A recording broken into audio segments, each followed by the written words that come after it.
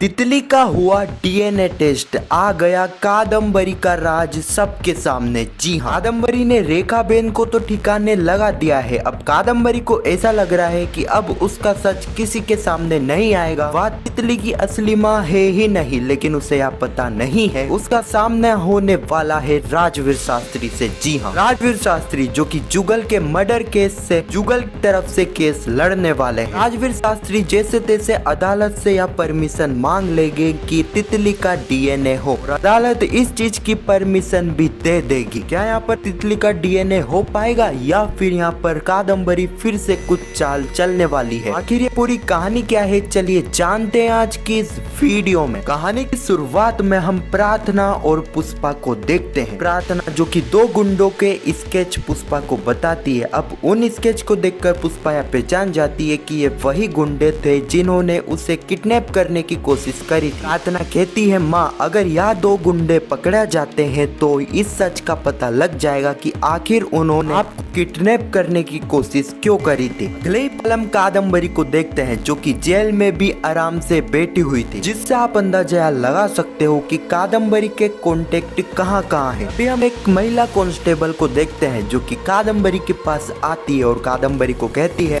1 घंटे के भीतर वापिस आ जाए। यहाँ पर कादम्बरी ने उस महिला कांस्टेबल को पैसे खिलवा दिए थे, जिससे कादम्बरी आसानी से 1 घंटे के लिए जेल से बाहर चले जाए। तभी कुछ ऐसा ही है, कादम्बरी बड़ी आसानी से जेल से बाहर निकल जाती है। कादम्बरी जेल से बाहर जाने के बाद भागती नहीं है, कादम्बरी सीधे ही जाती है एक अनजान आदमी के पास, जिससे वह कुछ मीटिंग करती है। अब ना ही तो हमें उस आदमी का चेहरा बताया जाता है और ना ही वह बातें सुनाई देती है जो बातें कादम्बरी और उस आदमी के बीच हो रही थी। ये तो हमें नहीं बताया गया, लेकिन मैं आपको यह बता दूं आने वाली कहानी में यही आदमी कादम्बरी की मदद करने वाला है। इसी आदमी की वजह से पुष्पा इम्पॉसिबल की आने वाली कहानी पूरी तरह से बदलने वाली है। जी हाँ, अगर आपको यह जानना है कैसे तो कमेंट सेक्शन में पार्ट 2 जरूर लिखना, उस पर मैं एक वीडियो बना दूंगा। अगले ही पल हम पुष्पा और जोशीपुरा जी को देखते हैं। जोशीपुरा जी जो कि पुष्पा के पास आते हैं और कहते हैं, पुष्पा जी मैं आपको एक ऐसी बात बताने वाला हूँ जिसे सुनने के बाद आपके भी होश उड़ने वाले हैं। सुनते ही पुष्पा काफी ज्यादा एक्साइटेड हो जाती है। वह जोशीपुरा जी को कहते हैं, जोशीपुरा जी बताइए आखिर ऐसी क्या बात है जिसे सुनने के बाद मैं उछलने वाली हूँ, मैं हैरान होने वाली हूँ, आखिर ऐसी क्या बात है? पुष्पा जी आपके इस केस में पब्लिक प्रोसिक्यूटर और कोई नहीं बल्कि एडवोकेट राजवीर शास्त्री वही जुगल का केस लड़ने वाले हैं। सुनते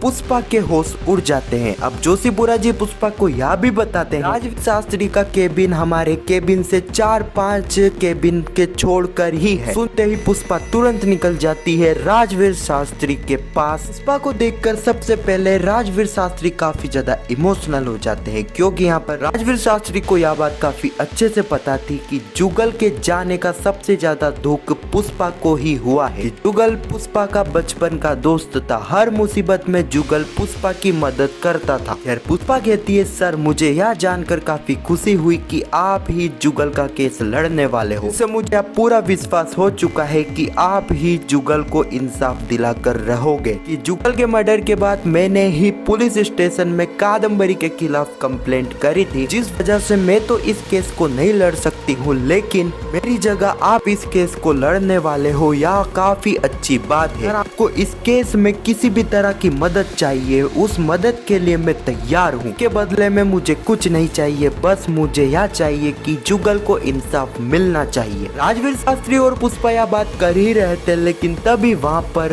प्रार्थना आ जाती है। बताती है कि किस तरह राजवीर शास्त्री अब जुगल के केस को लड़ने वाले हैं। बताती है कि माँ मुझे इस बारे में पता लगा, तभी मैं राजवीर शास्त्री जी से मिलने आई हूँ। प्रार्थना यहाँ पर राजवीर शास्त्री को अभी तक जुगल के केस की सारी डिटेल दे देती है। पुष्पा यह भी बताती है कि सर इस केस में एक ट्विस्ट यह आया है, कोर्ट से यह पता चला है कि कादम्बरी की गंध से एक गोली नहीं बल्कि 2 गोली चली थी। एक तो जुगल के ऊपर, एक गोली किसके ऊपर चली इस बारे में अभी तक कुछ भी पता नहीं चला है। पुष्पा कहती है, प्रार्थना ऐसा तो नहीं कादम्बरी की इस गोली का निशाना रेखाबेन तो नहीं बन गई? अभी तक यहाँ पर रेखाबेन के बारे में भी कुछ पता नहीं चला है। राजवीर शास्त्री कहते हैं, प्रार्थना तुम्हें जल्द से जल्द रेखाबेन को ढूंढना होगा, पता लगाओ कि रेखाबेन जिंदा जिंदा है या फिर नहीं, यह पता हमें चल जाता है तो जल्द से जल्द हम इस केस को जीत पाएंगे। और इसी सीन के साथ यह एपिसोड यहीं पर समाप्त हो जाता है। अब आने वाले एपिसोड में हम देखेंगे कि केस स्टार्ट हो जाएगा और यहाँ पर राजवीर शास्त्री कोर्ट से यह परमिशन मांगेंगे कि कादम्बरी और तितली का डीएनए टेस्ट हो। कादम्बरी इस चीज के बारे में मना करेगी, लेकिन यहाँ पर अदालत राजवीर शास्त्री को इस चीज की परमिशन भी दे देगी। अब जैसा कि हमें पता है कि यदि एक बार कादम्बरी और तितली का डीएनए टेस्ट होता है, कादम्बरी का राज पता चल जाएगा कि कादम्बरी तितली की बेटी है ही नहीं, बल्कि कादम्बरी तो दीप्ति की बेटी है। क्या सही में यही चीज होने वाली है? अब जैसा कि हमें पता है, अभी तक की कहानी को देखकर आप भी यह समझ चुके होंगे कि कादम्बरी के कॉन्टेक्ट कहाँ कहाँ है, जिसके चलते आप इस बात का अंदाजा यह लगा सकते हो कि कादम्बरी के लिए यह मुश्किल नहीं होगा डीएनए टेस्ट की रिपोर्ट को बदलना। तो अगर यहाँ पर तितली और कादम्बरी का डीएनए टेस्ट भी होता है तो हो सकता है कि कादम्बरी इस रिपोर्ट को बदल दे। मेरे हिसाब से तो कुछ ऐसा ही हो सकता है। खैर, आपको क्या लगता है कमेंट में जरूर बताना। और पुष्पा इम्पॉसिबल के आने वाले एपिसोड की ऐसी वीडियो के लिए चैनल को सब्सक्राइब अवश्य करना। हमारे चैनल पर आपको पुष्पा इम्पॉसिबल के आने वाले एपिसोड की ऐसी वीडियो मिलती रहती है। जब तक के लिए धन्यवाद।